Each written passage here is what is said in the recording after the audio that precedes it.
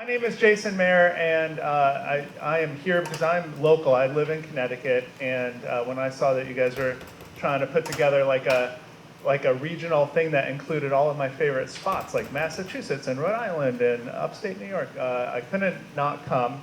And so I'm thrilled to be here. I have a little boy who's in the other room because I'm boring and they're doing parkour, right? So that's true.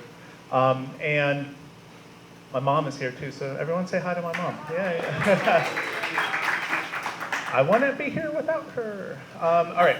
So if you don't know, I've met a lot of you already because I've been wandering around to Springfield, Massachusetts, and Albany, and all of that stuff. But if you don't know, I wrote a book called The Progressive's Case for Bitcoin that came out earlier this year. It's been a wild success beyond any dream that I ever would have had for it. I'm humbled by the community and the support that people have given me, and the experiences that I've been able to have, and just really the opportunity to talk about Bitcoin and Bitcoin adoption and Bitcoin education for new audiences and new sort of paths through Bitcoin adoption, which seems to be something I care a lot about. I am a lifelong educator. I have spent my entire adult life teaching high school mathematics, and I really like it when I have an aha moment from a student where they're struggling, they don't get the mathematical concept, they work really hard, and I find just the right way to explain it to them and have that, that light bulb goes off. That's sort of that's the currency of a teacher, right? We don't make a lot of money, so we get those moments that, oh, I helped somebody understand something. And when I first got into Bitcoin, it was like that, brand new, fresh, all over again. So I really started enjoying teaching people about Bitcoin, and if they had really good questions, I would engage with them. And it just filled that, that need that I have as an educator to just teach something new to somebody if they show an interest and a desire to learn. So that's where the book came. I realized that all of the people I was hanging out with, all of my friends, families, neighbors, colleagues, probably would look at the Bitcoin space as it exists back then and probably still today and think that, okay, these are a bunch of weirdos and I don't want to have anything to do with it. And so I said, all right, let me try to make a resource out there that will speak to people and resonate with them and make them feel comfortable and kind of understand and learn about Bitcoin in a way that talks about the problems in the world that they care about and solutions that Bitcoin offers through a completely new lens that they don't usually get. So set out to write a book, woke up 5 a.m. every morning, went to my day job, had a family, wife, kids. I wrote the book from 5 to 7:30 every morning in a windowless room. And it was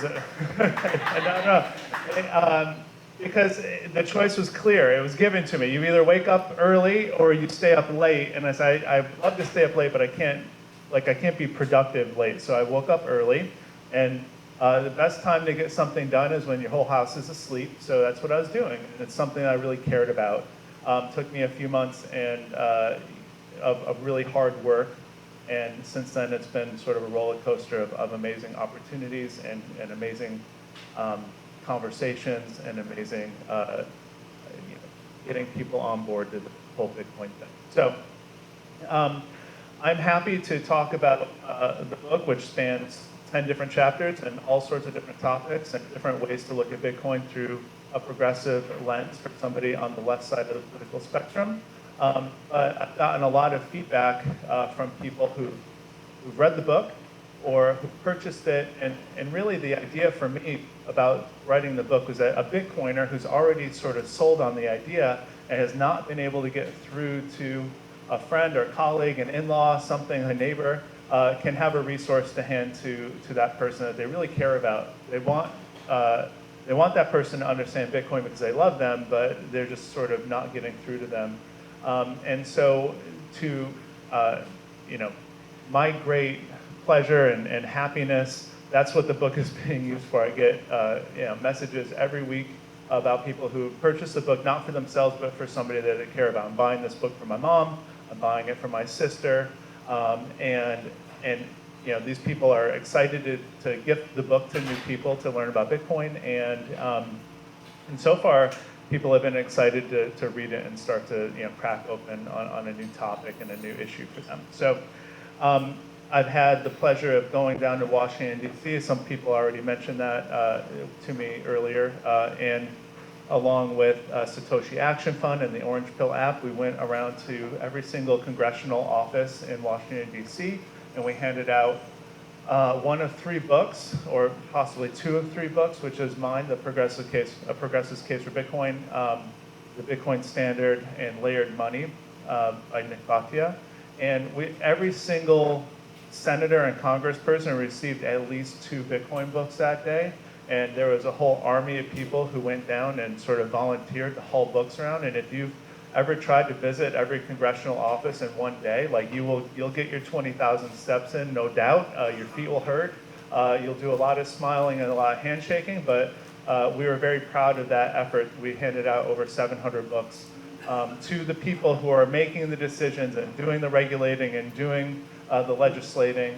So hopefully a very small fraction of them will open those books.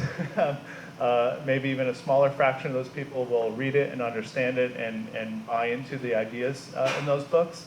But ultimately, this is how we move the needle. And it's one of the ways. So for me, the elected official has not always been the target audience. It's the people that vote for those elected officials, but it's really nice to get in front of people who are making those decisions and in the halls of power right now and get them to think about Bitcoin and think about just legacy finance in different ways. So it's been a real pleasure to be able to do that. And so, I'll just end on a point that I made earlier, which is the people that I hang out with and who are not Bitcoiners yet, I'm trying.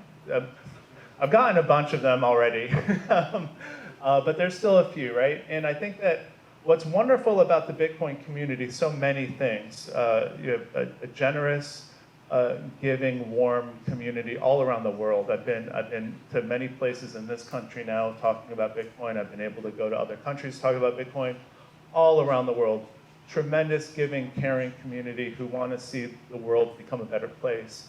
But in order to be a Bitcoiner at this point, you have to be sort of heterodox in your thinking. You cannot be sort of a normal thinker and be into Bitcoin at this point. The guy who orange-pilled me is the weirdest person that I know. He's also the smartest person that I know. I said, well, maybe I need to get something from the smartest and weirdest person that I know, and it's probably going to be good for me, right? But that's kind of where we are, and that's good because it allows you to think about something like money, which we don't usually think about, and then you think about it differently. It's not green pieces of paper, and it doesn't have to be from the government, and all of those things. You don't get to that point without thinking in sort of an out-of-the-box kind of way. But it has a downside too, which is that all of these people who are into Bitcoin and thinking about the world and different things and willing to accept alternate truths and realities, you guys think about some crazy stuff and you believe it and you talk about it a lot, and it's not just about Bitcoin, it's about whether or not you have cast iron pans or like whether or not sunscreen is poison that's killing you, or is it okay to have the sunlight directly onto your butthole, or do you need a mirror? Like those kinds of things. If you're actually paying attention, that's what Bitcoiners are talking about. And that's the pluses and minuses of heterodox thinkers, right? Like you're not willing to put on the sunscreen just because, right? So but that comes as a slight downside to like the adoption curve, because people need to look in this space, and it's okay if there's people who are like, I think stainless steel pans are shitcoins, or like don't use sunscreen, sunglasses are going to ruin your life. That's fine, but people need to look into this space and be interested in learning about Bitcoin and see all different kinds of people, see the people that they agree with or that they resonate with, in addition to people who they're going to sort of dismiss. And I think that if I have a mission and if it's something I really care about, I'm devoting a good portion of my life right now to doing this, is to say, I want to create a Bitcoin space in which people who are new, completely new, can look into that space, go on Twitter, read a book, go on a podcast, and just see themselves reflected in a way that makes them comfortable, because that's the only way you're going to take the time and investing energy to learn about something that is as complicated and far-reaching and important as Bitcoin is if you feel comfortable in the space. And so it's fine if you have opinions about sunscreen and pans and all sorts of stuff, but it's also important to have other people in the space who can say, yeah, like this solves the problems that you care about in a language that they understand and appreciate. So that's my goal. I appreciate your guys' support. And again, a lot of the people in the room I've met have bought my book already, and I can't thank you enough. Thank you guys. I'm Kendall. I run the Capital Region Bitcoin Network in upstate New York, and so excited to be here. Super thankful to Nick and you guys for getting all the meetups together. Nick asked if you wanted to talk about like what's important, to us in Bitcoin, what our goal is, and it's such a hard question because I have so many things in Bitcoin that are important to me, like whether it's business or educating family or friends, and so whenever you meet someone in the space, they ask you what your Bitcoin story is, right? And a little bit closer, okay. Whenever you meet somebody in the space, they ask you what your story is, so I just figured I'd tell a little bit about mine, and that'll help everyone, understand what my goals are here. My now ex-husband asked me to buy one for his birthday in 2017, and I didn't know what he was talking about. I thought I was gonna have to go purchase like this little gold coin with like a B on it, and I did a lot of research. Still closer? Okay. And I did a lot of research and figured out how to do that. And also wanted to learn a little bit about Bitcoin to just converse with him and friends that were in the space at that time. And I very quickly, as you guys all have experienced, fell down the rabbit hole. And 2 podcasts led to thousands of hours of learning about Bitcoin finance, economics, all these things that I couldn't even imagine were all related. But also the marriage that I was in was an abusive marriage. And I realized that Bitcoin was going to be the way that I could lead. I had 2 little girls, and at the time they're 1 and 3. And Jason's talked about this. 94 to 99% of domestic abuse relationships involve economic abuse. And that was a huge part. I was a stay-at-home mom. All of a sudden, I had nothing, actually, and was not even married anymore, and that's a whole other thing. But talked into a divorce years before, on paper, and pretending to be married, 2 little kids, in a house that wasn't in my name. It's a lot of way too personal information. But anyway, I knew I had to get out. I knew I had to get my girls out. I didn't know how to do it, but I knew I had Bitcoin then. I knew I could start saving, and I could put it on in cold storage, and it was the only thing that couldn't be taken away from me. So only, really, right? It was the only thing that I could take with me to get my kids out of there. So I spent 9 months saving Bitcoin quietly, putting into cold storage, and one morning, I put my kids in the car and I left. And I left, and I was able to start, a new life for us. Get an attorney and get our own house and get our own car. I think 1, 2, the 3 people that know that are in this room. And I never tell anyone that story. I glaze over it. I tell I bought my ex-husband a Bitcoin in 2017 and fell down the rabbit hole. Yay, I love Bitcoin, started a Meetup group. So, I was in 2 domestic violence programs since then, and I strongly believe in educating them about Bitcoin, in helping women that are in abusive relationships, in DV situations to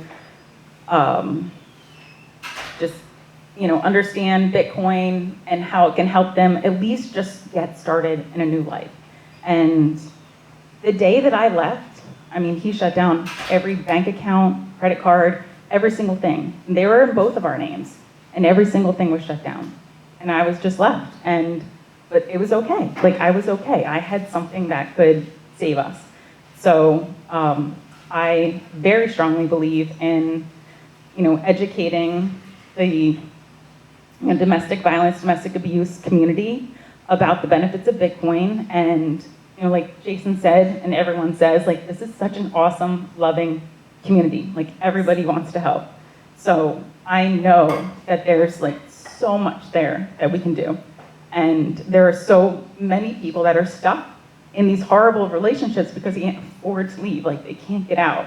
They're so scared that, I wouldn't have left with a 1 and a 3-year-old if I couldn't provide for them. There's no way. I was worried they would be taken away from me. And I can't even imagine like the number of women that are in that spot. And there's so much that can be done. The education, Jason's talked about it before, getting the wallets out, educating, getting the money on the wallets, but educating too. When I was in these domestic abuse programs, they were great in helping you get set up with social services, help find housing, help with just like, mental health services, and then providing gift cards. It was really all they could do. Like, here's a gift card to a grocery store or a gift card to Target. And that's not gonna help you pay for an attorney or get a house or get a car. And there's just so much more we can do. And so my goal, I'm working with 2 programs in upstate New York right now, and I really want to do a lot more. And now that you guys now know about it, I think I'll be a little bit better about telling the community a little bit more about my involvement. And I just hope that it's something, a space that we can grow from here and help other women all across the world.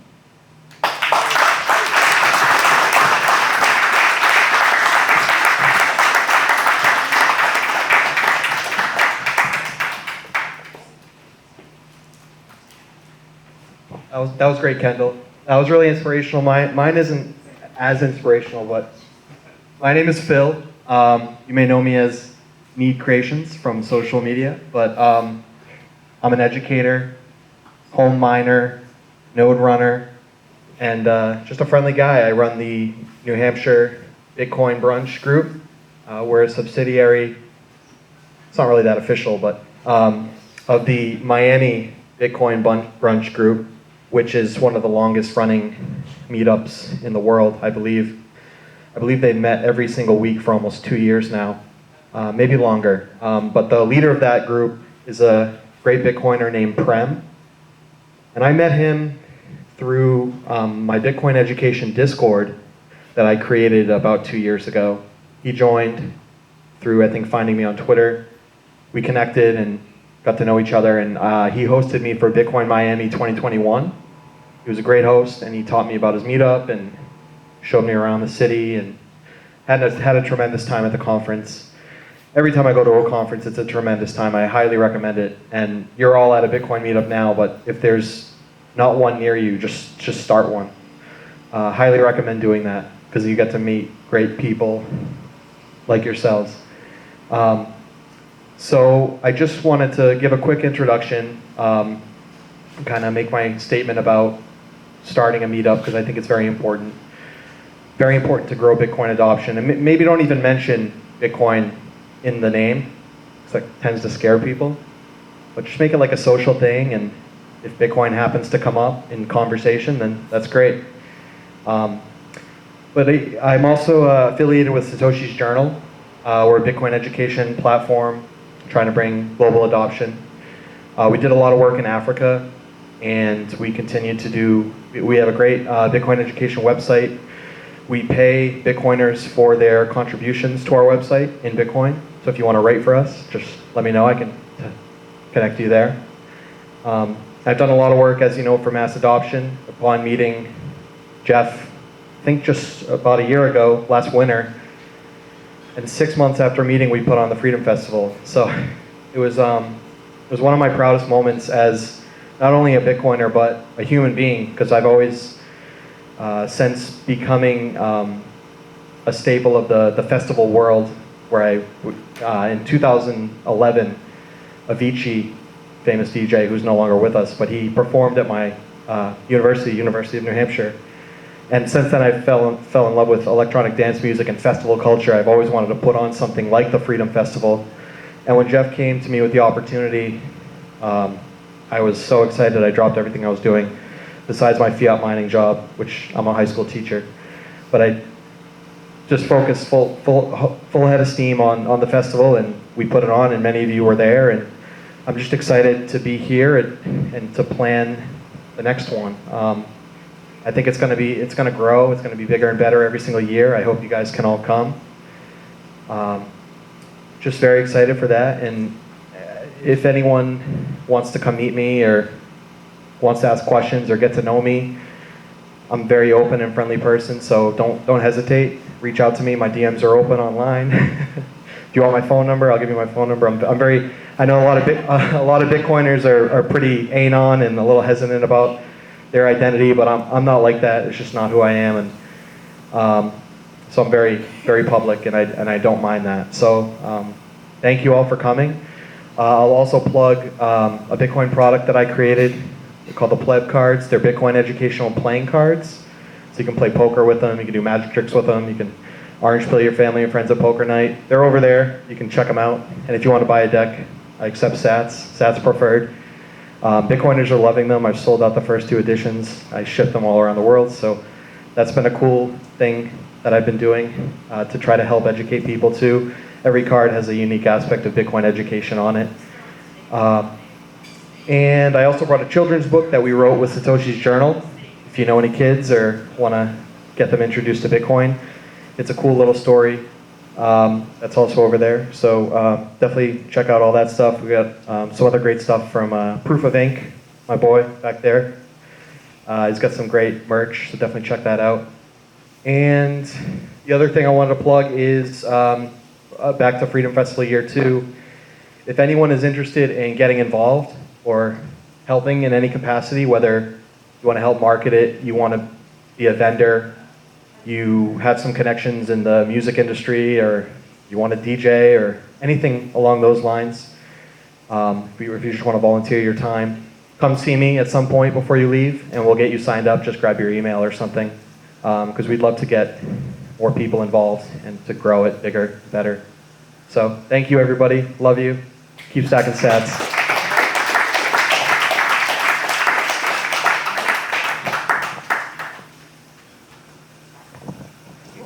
Check.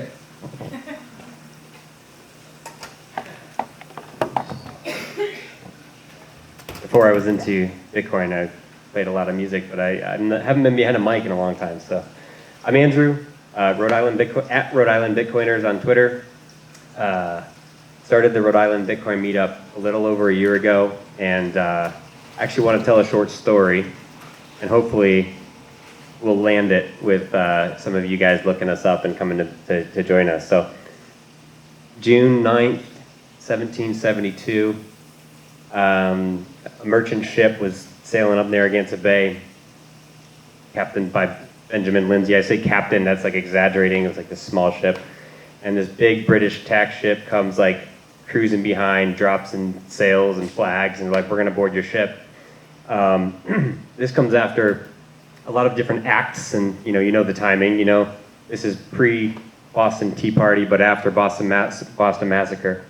The British government was levying all these taxes on the colonies to help pay for wars elsewhere after the French and Indian War. And anyway, there was a notorious captain of one of these tax ships, which they were getting paid basically on commission. They would like stuff that they they took and the money that they get would increase by how much they were, taxing the merchants. And so it was known that this one ship was kind of a problem locally, and Lindsay says, I'm not gonna do it. We're fed up. And so he drove sort of away through shallow ground. The Gaspee ran aground and got stuck. And Lindsay kind of went to an old tavern. You can go into Providence and find the plaque where this Sabin Tavern was. And he said, "Hey, I just pretty sure I just ran away from Lord Duddington's tax ship or something." And anyway, some of the Rhode Islanders sailed out, put on their silencers, which I think is they wrapped cloth around the oars to be quiet. Anyway, they burned the Gaspee to the waterline. They took everybody on board prisoner, and this is something celebrated to this day in the Gaspee Day Parade in Rhode Island. Why do I tell this story? Well, I'm sure people who are deep enough into the Bitcoin rabbit hole can maybe draw some parallels between, taxation, overtaxation, having somebody, impress upon you their belief systems, their rules, etc. And it's something that actually drew me to Rhode Island, looking into the history where, it was founded by Roger Williams, who got kicked out of Massachusetts, right, for trying to separate church and state. So I'm from Connecticut, actually, and after about 10 years in San Diego, landed in Rhode Island and have been really kind of found a home with this rebellious spirit. I tell you the story of the Gaspee because we have Bitcoin now. We don't need to resort to arson to try and make our points known. We can build community. We can connect with each other. We can, build a bright future and kind of drive this next revolution, which is a peaceful one with hard money. And so, again, little backstory for Rhode Island. We meet every first Wednesday of every month. And cheers to Nick, who brought us here today. I think this is really cool because I'd love to come to other meetups. I've been to Boston Bit Devs. I've been to a couple of the other, the happy hour before the Freedom Fest where I saw Jason present his book.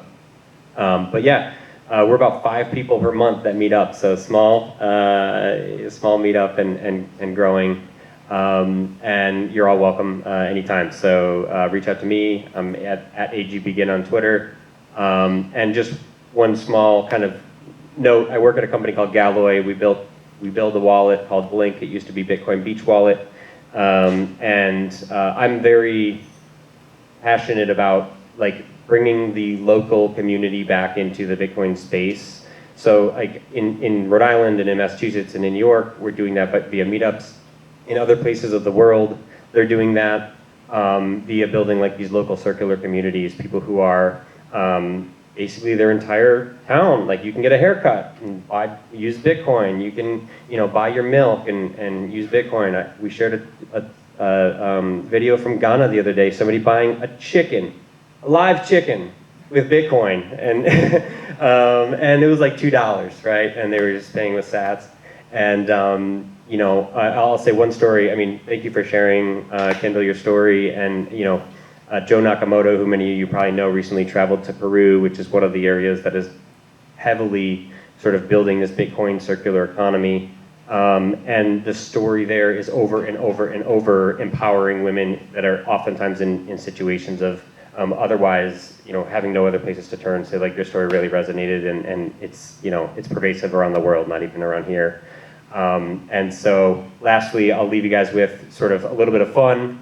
One of the things we tried to do with the Rhode Island Bitcoin meetup is to, get together and learn different, tools and tech and what's happening. And so this device is and this is a bit of an aside, this is a device that was purchased and loaded with software by somebody who lives in a village that takes you have to drive over dunes, in a 4x4 to get to this village. I'm sitting here. I can order I can have a node delivered to my house by the end of the day. Yet I'm showing you guys a piece of software and hardware that was developed by a guy in Brazil, and he had it shipped. So this is a Bitcoinized POS. He has a Geyser fund, and it's essentially an Android phone with a printer on it, and he loads it with Breeze, BTC Pay, Blink, like 10 different wallets, and he's been shipping them around the world. So if you guys follow like Riga, the Bitcoin conference that just like had NFC payments, everyone's like, this is so cool. Like, I can pay with my ring, I can pay with a Bolt card. Like, there's like this little known guy named Fernando in a small village in Brazil that was like integral in setting this up. And so this is one of them. I'm happy to show it to you guys. I have essentially one of the things that it can do is it can take like NFC payments, right? It'll print a receipt. I would do it now, but you all know that live demos are always doomed to fail. So come find me. I'll set it up over here. You can try it out. And I guess the last thing I would say is this thing that I just showed you is a Fernando, all of his work is open source. BTC Pay Server is open source. This Bolt card, there's a project called Bolt Card, which is open source. The sats that I have on this Bolt card is on an LN Bits wallet, which is open source. The Blink wallet that I work on is open source. Like, me making a payment on this device brings together the work of like 6 or 7 different projects that have decided to set their code free and let other people use it. And I think that like, it's a little bit oftentimes misunderstood to say, oh yeah, yes, Bitcoin is open source, yes, Lightning is open source, but we also need to build open source software on top of it to like ensure that the guys in Ghana who want to build an exchange for their local context have software that was helped develop by somebody with like VC money in America. And so like that, I guess that was the last thing I would leave you all with is open source everything. Come visit us at Bitcoin Rhode Island. So cheers.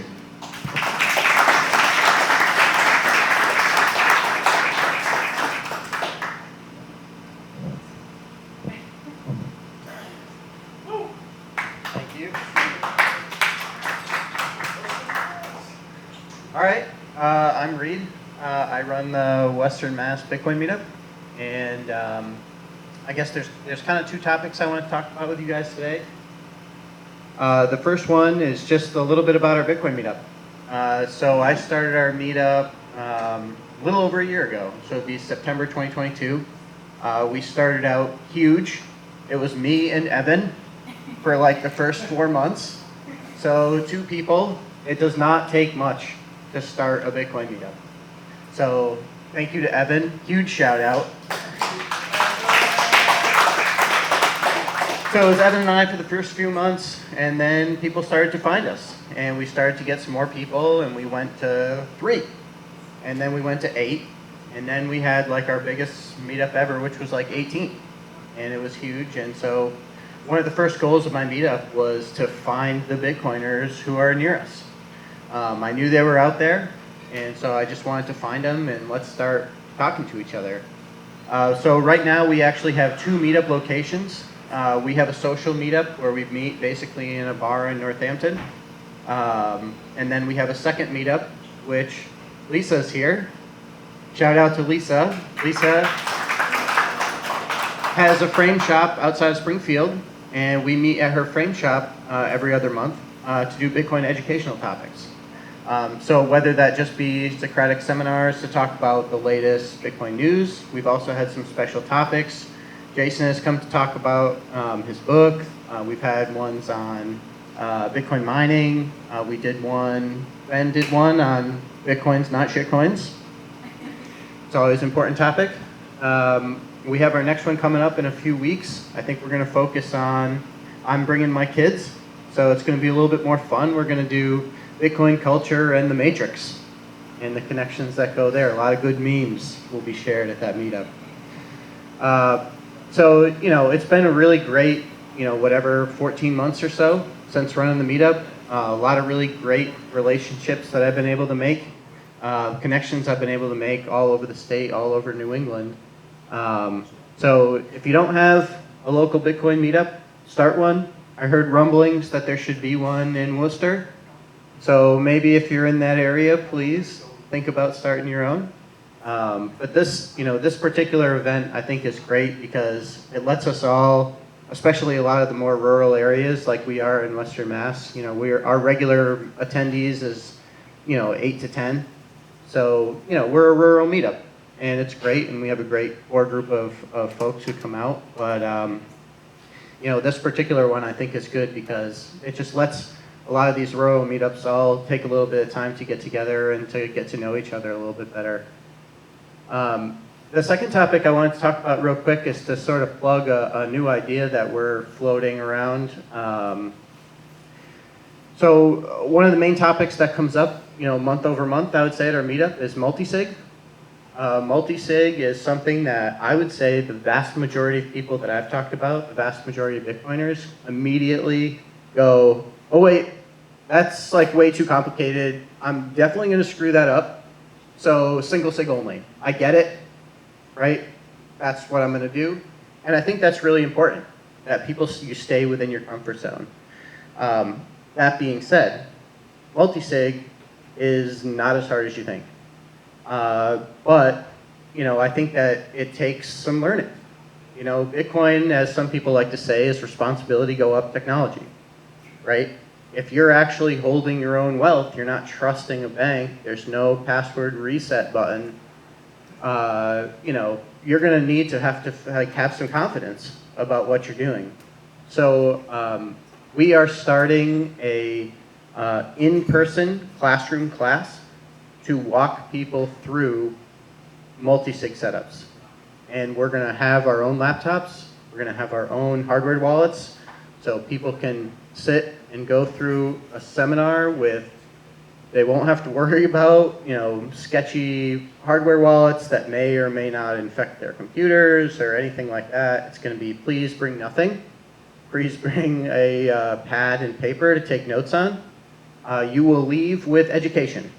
You will not leave with a multi-sig setup. You will leave with the education to do it on your own in an environment that is safe and private.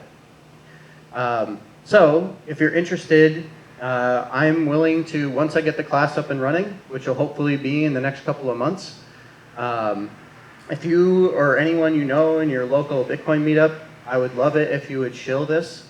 And if you feel like there's anyone who might be interested, I have a sign-up sheet right over here. Just name, email, NIM. I don't need to know anything about you. I just need to know how to get in contact with you. Give me your general area. If we can get 5 people, I'll come out and do a class. That's all I need. If I can get 5 people, we'll fill up a class. I'll come to you, and we'll find a spot. I've got, we have our own projector and everything. So as long as we have a space to meet, we can have a class there. So like I said, this project, I think the last speaker made a big deal about open source. We are open sourcing this. All of our presentation material, all of our classroom material is all available on GitHub. We do have a Geyser Fund page. So it's all going to be open source. I would love it if other Bitcoin meetup organizers or other Bitcoiners would pick this up and start teaching in their own local areas where I maybe can't actually get out to. So if you are interested, there's a sign-up sheet. And other than that, I think that's all I really have to say. So thanks a lot.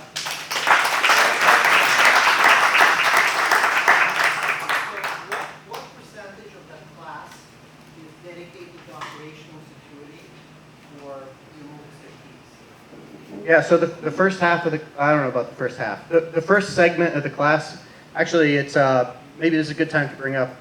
I got the inspiration for the class from earlier this year when I took a firearm safety course.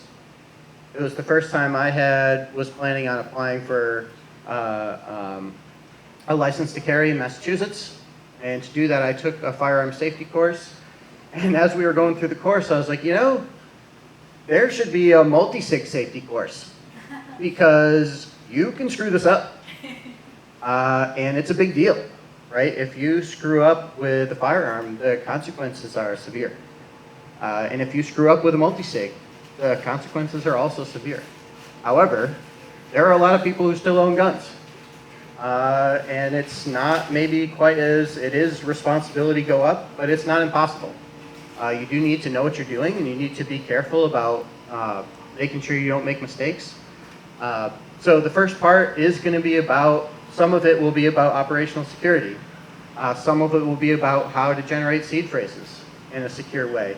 You know, we're not going to be doing dice rolls in the middle of class because we don't have like hours and hours and hours to like let people roll like hundreds of dice rolls and correspond. You know, feel free to do that in your own time, but there will be reference material that we share and YouTube videos and other links for your own personal education. But operational security will definitely be a part of the introductory material. Any other questions? Any other questions? All right, thank you very much.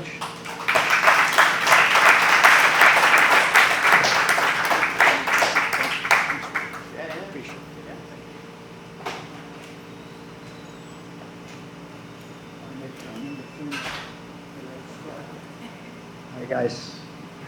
I'm Jeff from MassAdoption. So I want to say a couple of things.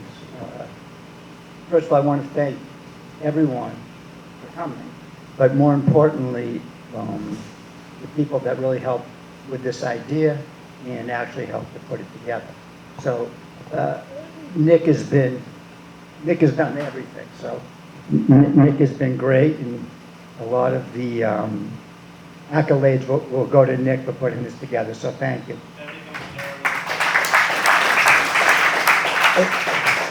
And just, you know, I appreciate everyone here, but the speakers that have come up sharing their stories are very powerful, at least to me, and I'm sure to all you guys. So thank you for sharing your stories. They're very, very meaningful. And especially, well, Kendall, your story was, you know, very impactful. And you have the support of all of us, I'm sure, so for anything that you need. And, you know, Phil was instrumental in helping us pull off the Freedom Fest. He actually ran most of it, so he really was a big part of it. And in my appreciation for everyone in this room really is heartfelt because I can't do as much as I used to be able to do. So I need to rely on people, which is against my sort of ethos, but that's the way it is. And so all of this is possible because everyone has the same sort of mindset in the Bitcoin community, and it's pretty much saved my life because before Bitcoin, I was a fiat entrepreneur and thought I was the smartest guy in the world creating companies and selling companies, and you know. And when I shut down my last company during COVID, it gave me time to sort of have nothing to do, which led me down the Bitcoin rabbit hole, and that journey has not stopped. So it's amazing. I'm so happy to be here, and thank you for everyone. So moving on, Mass Adoption is planning on some very big things in the future. We have some big announcement where it looks like we're merging with the Bitcoin app, which will be announced and will be launched in Q4 of this year. And we think it's going to be the #1 place for all Bitcoiners throughout the world to satisfy all their Bitcoin needs. You'll see more when it launches. But we're talking to Bitcoin financiers in the community, and we're hopefully going to get support for them, and we'll be able to launch this and really make an impact throughout the world. Secondly, we plan on doing a festival in 2024 this spring, and we want to do it bigger. That was one of our reasons to have this meetup here, is to try to have New England involved, and to get everyone from New York, Connecticut, Rhode Island, New Hampshire involved in the festival. So anyone, everyone who's got anything to add that wants to, whether you're a music person, a video person, connected to food, you play an instrument, whatever, we welcome all people to volunteer for anything that they want to do to be impacted. Phil's going to keep track of that if you want to be involved. And then we just want ideas of how to make the festival better. I don't know how many people were there that are in this room, but any ideas that you guys have that would make it engaging, interesting. We also want to bring in not just Bitcoiners. That was one of the issues we had. We were only marketing basically to Bitcoiners because we had Twitter feeds, and that was like our whole sort of echo chamber of people. So this year we want to reach out to non-coiners, and dare I say it, shitcoiners. because we want to show them the way. So we want to welcome everyone. So we would appreciate anybody's ideas of how we get people that are non-corners or shit corners to come to the festival and see what Bitcoin's all about. So I'm going to hand it back off to Nick. Appreciate you, brother, really do.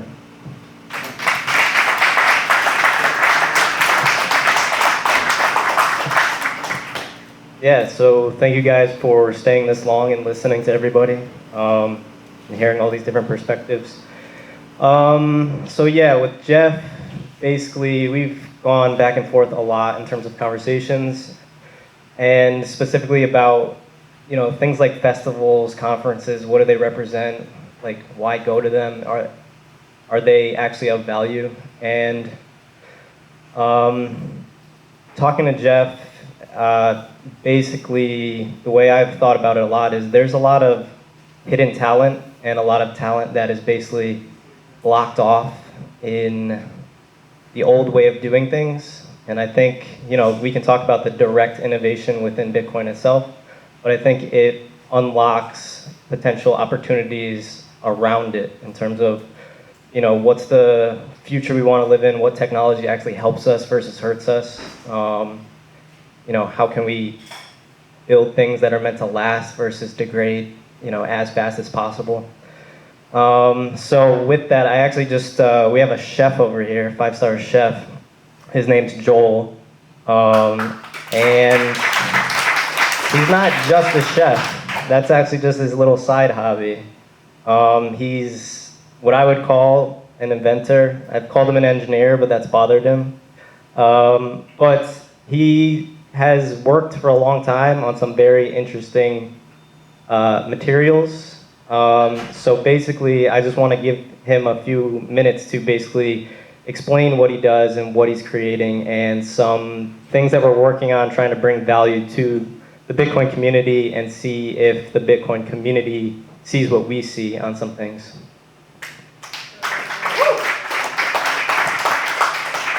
I didn't know I was coming in, so Batman. Anyways, my name is Joel Gietler, and I've worked in 20 countries as a volunteer. I worked on 400 builds, 28 years, a long time building in mud huts. It was a pretty impressive time of my life. But what we developed is this is a seed phrase safe. You can take 2,300 degrees, you go into water and freeze it. You can shoot at it. It's pretty impressive. And what happens, you stick your seed phrase in there, it's not going to burn. So with this material, we created homes, we created a bunch of stuff, and it's all recycled material, and it's been pretty fun to do. So other than that, I didn't know I was coming up, so.